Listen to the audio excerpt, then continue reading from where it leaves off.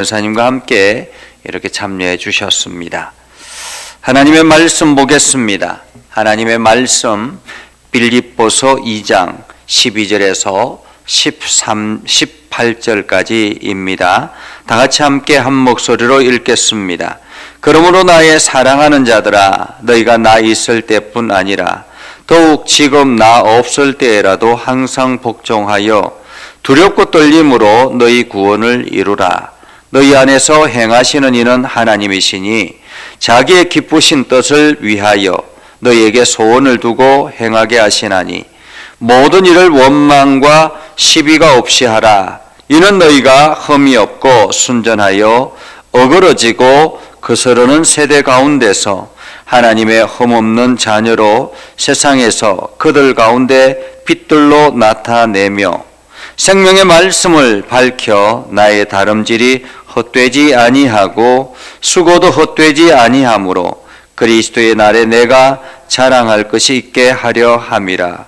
만일 너희 믿음의 재물과 섬김 위에 내가 나를 전제로 드릴지라도 나는 기뻐하고 너희 무리와 함께 기뻐하리니 이와 같이 너희도 기뻐하고 나와 함께 기뻐하라. 아멘.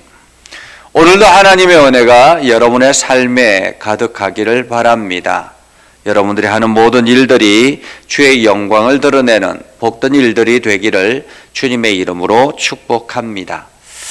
오늘날 대한민국이 이렇게 급성장하게 된 배경은 어쩌면은 이 땅에 있는 우리의 부모님들의 세대 때문이 아닐까라는 생각을 합니다. 사실 우리가 해방을 하고 한국 전쟁을 경험하면서 우리나라는 세계 속에서 가장 어두운 나라가 되었죠. 희망이 없는 절망 가운데 있는 나라였습니다. 그런데 그때에 이 땅에 있는 부모들이 우리의 자녀들만큼은 이렇게 살아서는 안 되겠다라고 생각을 해서 교육에 최선을 다했던 그런 모습을 보게 되죠. 그래서 나는 먹지 못해도, 나는 제대로 살지 못해도 우리의 자녀들에게만큼은 내가 좋은 것을 먹이고 좋은 것을 입히고 열심히 공부를 시켜야 되겠다. 그래서 공부를 잘해서 우리 자녀가 많이 공부해서 더욱더 좋은, 나보다는 더 나은 미래를 꿈꾸며 우리 더 나은 미래를 위해서 살아가게 해야 되겠다라는 부모의 희생이 절대적이었습니다. 그렇게 부모의 교육료로 인해서 이 땅은 어느 순간인가 모든 이 땅에 있는 수많은 사람들이 대학을 졸업하는 그러한 일이 있었죠. 지금도 선진국에 가면 대학을 졸업하는 확률이 그렇게 많지 않다라고 합니다. 그런데 우리나라는 근 80% 이상이 대학 졸업자입니다. 그러니까 얼마나 많은 교육 수준이 올라왔겠습니까? 교육 수준이 올라오면서 더불어서 함께 성장하게 된 것이 바로 경제 부흥이었죠. 그래서 부모님 세대들의 그 희생으로 인해서 부모님 세대는 헐벗고 굶주린 가운데 있었지만은 우리 자녀들에게만큼은 그렇게 하지 않아야 되겠다라는 그러한 생각 때문에 우리 자녀들을 위해서 철저하게 희생했던 그러한 부모님의 헌신이 있었습니다. 부모님들의 소원이 있다면 우리 자녀들이었죠. 지금도 어쩌면 많은 부모님들이 우리 자녀들을 위해서 헌신하고 희생하는 그러한 모습을 보고 있을 것입니다. 그래서 그들의 헌신과 희생을 통해서 우리 자녀들은 잘 살아가게 됐죠. 부모님은 헐벗고 굶주린 가운데서 살았지만은 자녀들은 훨씬 더 나은 인생, 나은 바탕 위에서 살아가고 있는 현실의 모습을 보게 됩니다. 이것처럼 대부분의 부모의 소원은 자녀가 잘 되는 것, 그 이상은 아닌 것 같습니다. 대부분이 그러한 소원을 가지고 살아가고 있죠. 이제 우리가 오늘 본문의 말씀을 보면서 하나님의 소원이 있다라고 이야기합니다. 하나님의 소원이 있다. 제가 이렇게 성경을 쭉 읽어보면서 하나님의 소원, 하나님의 소원에 대해서 이야기한 것은, 성경이 기록된 것은 그렇게 흔하지 않습니다. 그런데 오늘 성경에는 이렇게 이야기를 하죠. 13절에 보면 너희 안에서 행하시는 이는 하나님이시니 자기의 기쁘신 뜻을 위하여 너희에게 소원을 두고 라고 말합니다. 하나님의 소원이 바로 너희에게 있다라고 말하고 있습니다. 여기서 너희는 누구일까요? 그리스도인을 말합니다. 그리스도인의 마음속에 하나님의 소원이 들어있다라는 것입니다. 하나님께서 당신의 행하시는 일들, 당신께서 기뻐하시는 뜻을 따라서 우리에게 그 소원을 넣어주셨다라고 말하고 있습니다. 하나님의 소원, 하나님의 소원이 여러분의 인생 가운데 있다라는 거예요. 근데 오늘 성경에는 사도 바울은 이렇게 이야기합니다. 그렇기 때문에 하나님의 소원이 너희에게 있기 때문에 라는 말이죠. 그러므로 나의 사랑하는 자들아, 너희가 나 있을 때뿐 아니라 더욱 지금 나 없을 때라도. 여기서 지금 사도 바울은 어디에 있습니까? 사도 바울은 로마 감옥에서 지금 사형 언도를 받고 이제 사형수가 기다릴 수 있는 것은 무엇입니까? 사형 당할 날만을 기다리고 있는 것입니다. 어쩌면은 나 없을 때에도 라는 말은 내가 죽었어라도 라는 말이죠. 죽고 사라질지라도 라는 말입니다. 나 있을 때뿐 아니라 나 없을 때라도, 더욱 지금 나 없을 때라도 항상 복종하여 두렵고 떨림으로 너희 구원을 이루라 라고 말합니다. 여기서 사도 바울은 이상한 말을 하죠. 너희 구원을 이루라 라고 말합니다. 여러분, 구원을 어떻습니까? 어떻게 구원을 얻죠? 우리가 구원을 얻을 수 있는 방법은 무엇입니까? 예수 그리스도를 믿음으로 고백하면 우리는 구원을 얻습니다. 믿습니까? 예수 그리스도를 주로 고백하는, 믿음의 고백을 하는 사람들은 구원이 주어진 것입니다. 그런데 오늘 성경에는 이미 예수 그리스도를 주로 고백한 믿음의 성도들에게 너희 구원을 이루라라고 말하고 있습니다. 이것은 구원을 마치 계속 이루어 나가야 된다라고 말하고 있는 것 아니겠습니까? 현재 진행형으로 말하고 있다는 것입니다. 이 말은 무슨 뜻입니까? 마치 연예인들이 게임을 할 때에 이게 아주 중요한 어떤 물건 하나를 가지고서 이것을 끝까지 지키는 사람에게 상을 준다라고 이야기를 하면 서로가 그 물건을 빼앗기 위해서 노력할 것 아니겠습니까? 그래서 이리 빼앗고 저리 빼앗고 하지만은 정해진 시간이 되면 그 마지막에 그 물건을 가지고 있는 사람이 승자가 되는 것입니다. 오늘 우리가 구원을 이룬다라는 것은 마찬가지입니다. 하나님께서 나를 통해서 믿음의 고백을 하게 하시고 예수 그리스도를 믿음으로 고백할 수 있도록 은혜를 주신 것입니다. 내가 예수 그리스도를 믿은 것이 아니라 하나님께서 나에게 믿음의 고백을 하도록 만들어 주셨지요. 그런데 이 믿음의 고백이 내 안에 존재하지만은 이 고백이 계속 유지되는 것은 아닙니다. 어떻게 이 고백이 흔들려질까요? 세상의 여러 가지 일들로 인해서 흔들려지게 되는 것입니다. 때로는 고난이 찾아오면 이 믿음의 고백이 흔들립니다. 때로는 여러 가지 세상의 좋은 일들이 많이 나한테 일어남으로 인해서 이 믿음의 고백이 점점 약해지고 오히려 세상의 것들을 쫓아가다 보면 믿음의 고백이 어느 순간인가 사라지게 되는 것을 보게 되지요. 그런데 오늘 사도 바울은 이 믿음의 고백을 끝까지 지켜라라는 말입니다. 믿음의 고백을 끝까지 지키라.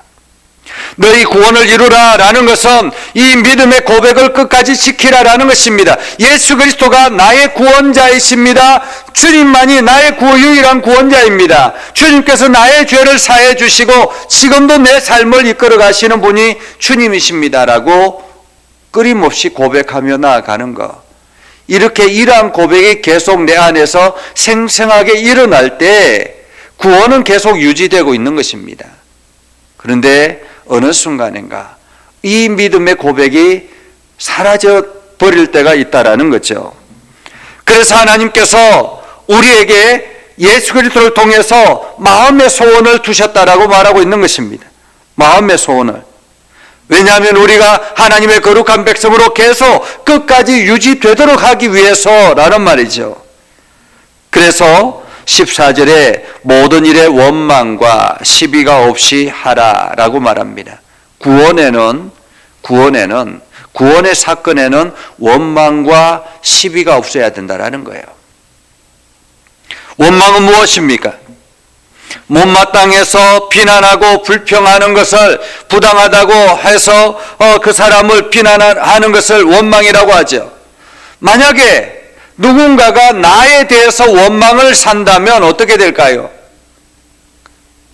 내가 잘못해서 그 사람에게 실수해서 그 사람이 나를 원망하고 있다면, 그러면 하나님께서 그 사람의 마음을 살펴본다면 나는 어떻게 되겠습니까? 또한 시비거리가 생겨서 다툼이 일어난다면 어떻게 될까요? 내 모습이 그리스도인이라는 것을 알고 있는데, 제가 우리 이제 관악구 안에서 여러 이게 사람들과의 만남을 하면서 내가 목사인 것을 알고 있습니다. 그래서 내가 마을 활동을 하고 구청에 가기도 하고 주민센터에 가기도 하고 동장도 만나기도 하고 여러 직원들을 만나기도 하면서 여러 가지 일들을 합니다. 그런데 그 사람들이 내가 목사인 것을 아는데 내가 마치 목사가 아닌 것처럼 세상 사람들과 동일하게 다투고 싸우고 비난하고 그렇게 하면 분쟁거리를 일으킨다면 어떻게 될까요? 야, 목사가 어떻게 저럴 수 있어? 라고 이야기하지 않겠습니까? 우리는 그리스도의 얼굴이라는 것입니다. 그리스도의 얼굴이기 때문에 세상 사람들과의 관계 속에서 원망과 시비가 없게 해야 된다는 거죠. 그래서 세상 사람들이 나를 비난하거나 욕하거나 정죄하지 아니하도록 내가 그들에게 관대함과 사랑을 베풀며 나아가야 된다는 것입니다. 오늘 15절에 사도 바울은 이렇게 이야기하죠. 너희가 흠이 없고 순전하여. 우리의 존재는 어떻다고요? 흠이 없고 순전하다라는 것입니다. 흠이 없고 순전한 사람. 여러분은 지금 흠이 없고 순전한 사람이라는 거예요. 왜 그렇습니까? 여러분의 모든 죄가 예수 그리스도에 의해서 깨끗하게 지워졌기 때문에 그렇습니다. 이제 여러분은 백색, 아주 흰 백색과 같은 그러한 삶의 모습이라는 거죠. 그런데 우리가 살아가고 있는 바탕은 어떨까요? 이 세상은 어떨까요? 어그러지고 거스르는 세대, 이것이 바로 우리가 살아가는 세상을 말합니다. 어그러지고 거스르는 세대. 한마디로 끊임없이 하나님을 대적하고 세상 가운데 타락한 그러한 세대를 말합니다. 세상의 욕망과 세상의 이기심과 세상의 쾌락을 추구하는 그러한 세대를 말합니다. 그들 가운데 우리가 살아가고 있는 것입니다. 백색 옷을 입은 우리가 그들 가운데 살고 있습니다. 그런 가운데서 우리가 어떻게 이 신앙의 기본을 지켜나갈 수 있을까요? 이 구원을 이루기 위해서 어떻게 우리의 믿음을 계속 지켜나갈 수 있겠습니까? 하나님께서는 이 세대 가운데 하나님의 흠없는 자녀로 세상에서 그들 가운데 빛들로 나타내며 생명의 말씀을 밝혀서라는 것입니다. 하나님은 우리가 이 흠악하고 어그러지고 거스르는 세대, 이 세대 가운데 보석과 같이 빛나기를 원하신다라는 것입니다. 사실 그렇지 않겠습니까? 여러분 한번 생각해 보십시오. 세상이 온통 어둠의 색깔로 깜깜하게 있습니다. 그런데 갑자기 하얀 백색의 옷을 입은 사람들이 등장하면 어떻겠습니까? 그 어둠의 물에 어둠의 것들이 그 백색의 옷에 이렇게 튀어져서 그 백색의 옷을 더럽힐 수 있지 않겠습니까? 그런데도 불구하고 어떻게 하든지 간에 그 백색의 옷이 검어지지 아니하고 그대로 유지된다면 얼마나 좋겠습니까? 찬란한 빛이 나는 보석, 그 보석처럼 우리가 세상 속에 그렇게 존재하기를 하나님이 원하셔서 마음의 소원을 우리에게 주셨다라는 것입니다. 두셨다. 마음의 소원을. 그래서 오늘 사도 바울은 이렇게 말합니다. 나의 다름질이 헛되지 아니하고, 여기서 다름질은 무슨 어떤 다름질입니까? 예수 그리스도의 복음을 전하기 위해서, 교회를 세우기 위해서, 하나님 나라의 공동체를 위해서 열심히 헌신하며 달려갔던 그 시간을 말하는 것입니다. 사도 바울의 다름질. 여러분들이 지금 교회를 위해서 열심히 수고하고 애쓰지 않습니까? 여러분들이 하나님의 교회, 이 예전교회를 세워나가기 위해서 혼신의 힘을 다하고, 여러분들이 예배를 지켜나가기 위해서 최선을 다하고, 그리고 그리스도의 사랑을 세상에 드러내기 위해서 여러분이 최선을 다하고, 이렇게 최선을 다하는 이 모든 것들이 다름질이라는 것입니다. 사도 바울이 달려가는 그 다름질과 같다라는 거죠. 이러한 다름질이 헛되지 아니하고, 수고도 헛되지 아니하면 열심히 봉사하고 섬기고 세워나가는 이 모든 것이 헛되지 않도록, 그래서 그리스도의 날까지 내가 자랑할 것이 있게 하려 함이라 라고 말하고 있죠. 여러분 한번 상상해 보십시오. 여러분이 이 예전교회를 위해서 헌신하고 수고합니다.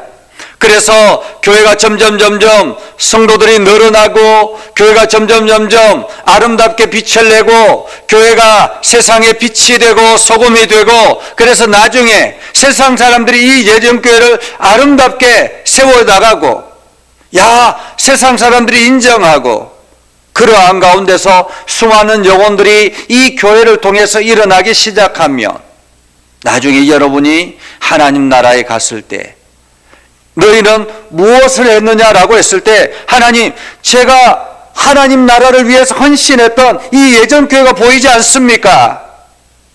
예전교회가 바로 내 자랑거리입니다. 내가 이를 위해서 헌신하고 수고했지 않습니까?